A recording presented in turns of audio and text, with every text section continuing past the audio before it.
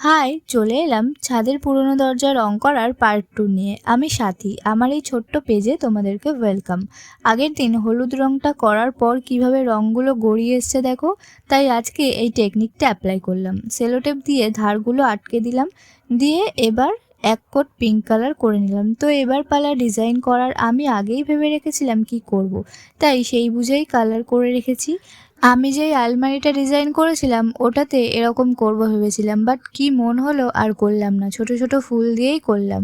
তোমরা যারা আলমারি ডিজাইনের ভিডিও দেখোনি, ঝটপট গিয়ে পার্ট 1 আর 2 দেখে এসো, পেজেই আপলোড করা আছে। আর এই দেখো, একটা ফ্লাওয়ার কমপ্লিট। এবার আর একটা ফ্লাওয়ার করব, টোটাল 3টে হবে। আর সাইড দিয়ে কিছু পাতা করে দেবো, সিম্পলি রাখবো, বেশি ইজিবিজি করলে দেখতে খারাপ লাগতে পারে। তো ডিজাইনের আইডিয়াটা আমি প্রিন্টার্স থেকে নিয়েছি আর কালারটা নিজের ইচ্ছা মতোই করেছি। তো এবার তোমরা বলো ডিজাইনটা কেমন হয়েছে, দরজাটা কেমন লাগছে, কমেন্টে অবশ্যই জানিও। তো আজকের জন্য এইটুকুই, টাটা।